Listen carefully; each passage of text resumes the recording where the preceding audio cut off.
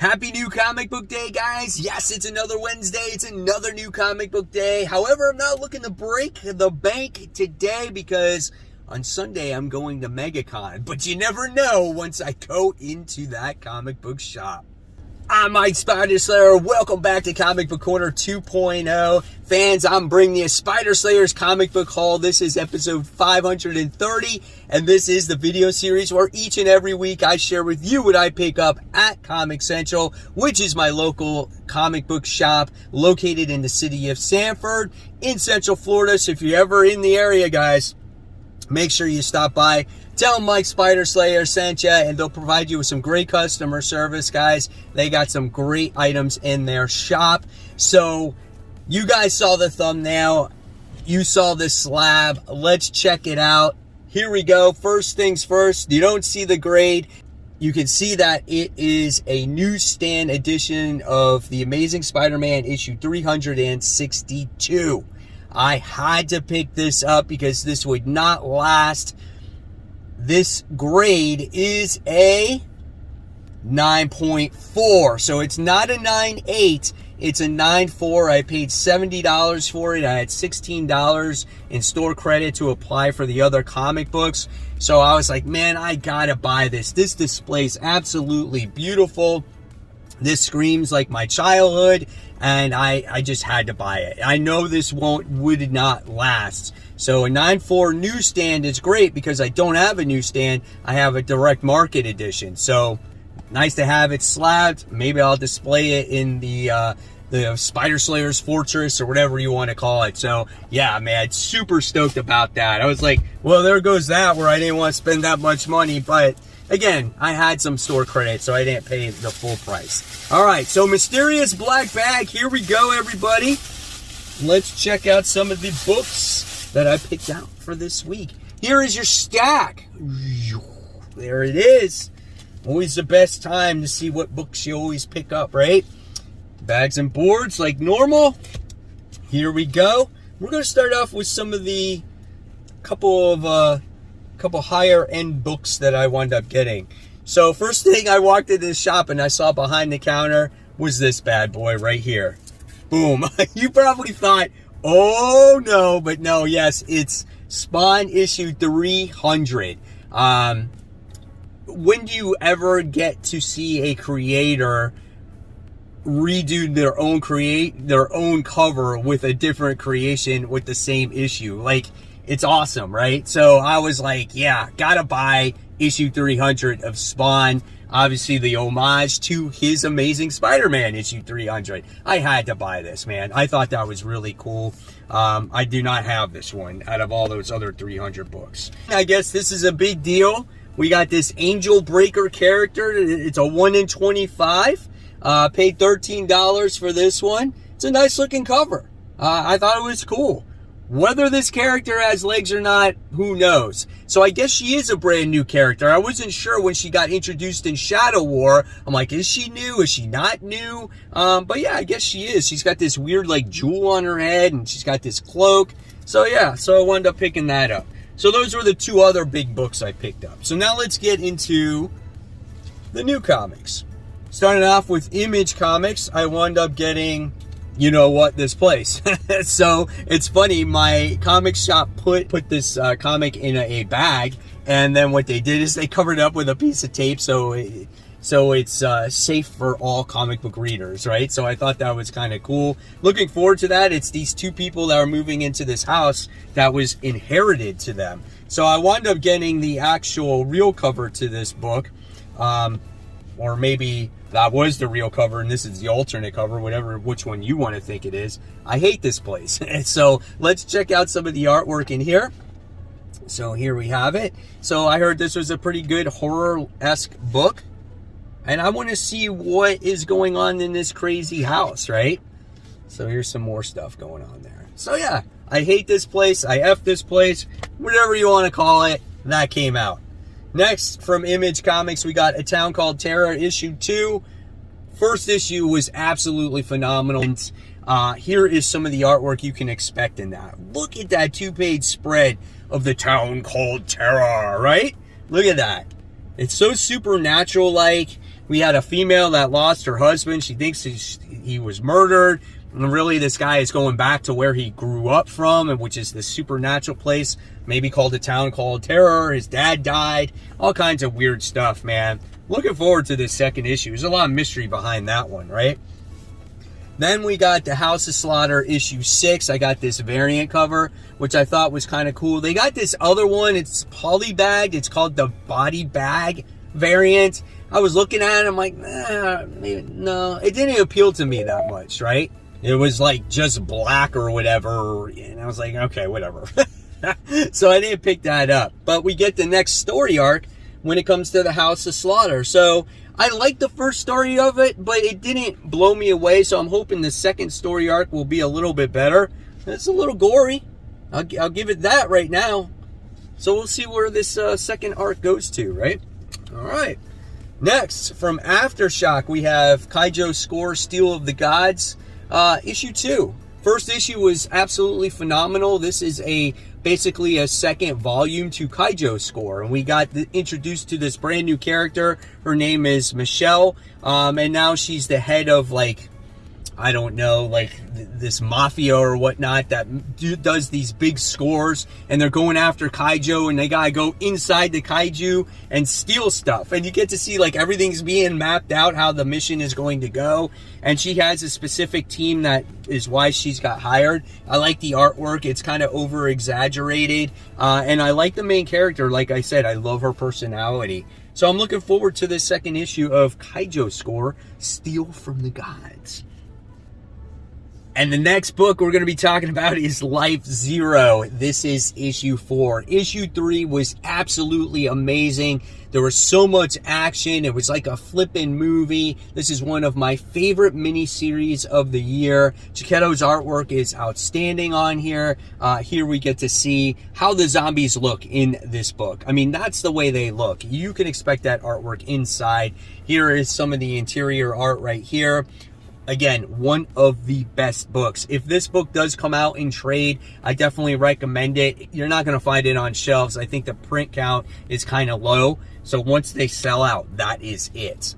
All right, let's go on to some DC. So we got Catwoman issue 43. We got a Jenny Frison variant here with her long-haired cat. The cat looks weird. She looks good, but I don't know about the cat. If you want to check out some of the artwork inside, here's the artwork. I never read Catwoman. It's so bad. And right when I was about to, when Ron V was on it, he left the book. So I don't know what to expect from these books, but I don't like this artwork. This is kind of weird. But hey, I like the cover. Can't deny that, right? Next, we have Nightwing. We have issue 92. So we got that going on. This one is about Melinda Zuko, I think her name is. Wow, this book really has an old school comic book feel to it. I don't know if that's a flashback right there.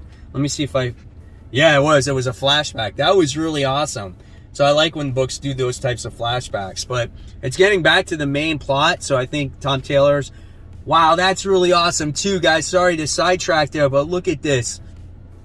George Perez, he makes an appearance in the book. How awesome is that? Really, really cool. Great stuff. So yeah, this book is getting back on track with Blockbuster, Melinda Zuko, and all the main plot points here. So I'm looking forward to this book. Nightwing issue 92 with George Perez in it. All right, next we have one of my favorite books. We got World's Finest. This is issue 3. Issues 1 was great. Issue 2 was even better as we get introduced to more characters.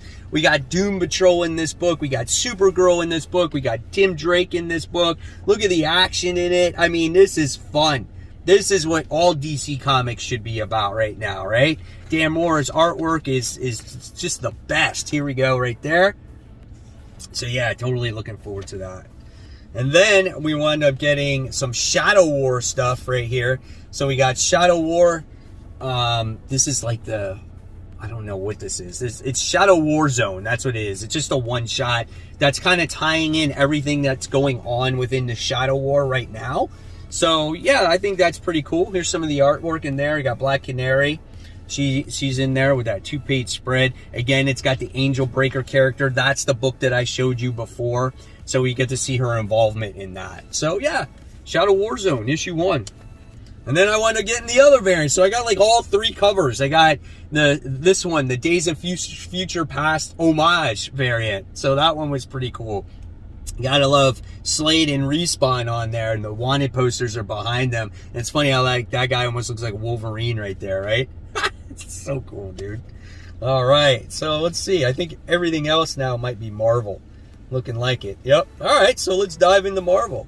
Fantastic Four, issue 43, legacy numbering 688. This is continuing that Reckoning War. I don't know if anybody is reading this. This has really gone off the hinges for me. You got She-Hulk in it. Jack of Hearts is in it. You got freaking Reed Richards, who's like the Watcher right now, and he's supposedly going to die. But you know he's not going to die. Here's some of the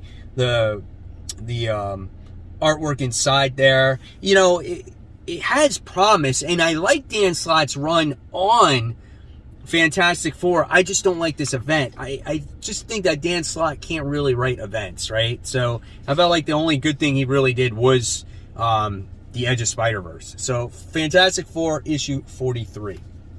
All right. And then next we wound up getting Immortal XMen. I didn't buy the main cover, and I didn't buy that book to read it. I bought it for this cover.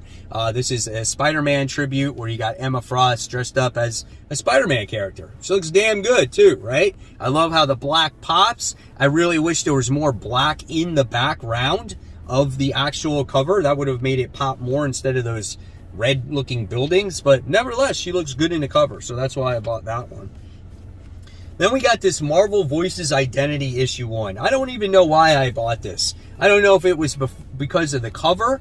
I thought she was a great looking character. I don't even know who she is. But I loved how she has like 2 different colored eyeballs. And she makes ice. So, I don't know. I have no idea. But here's some of the interior artwork right there.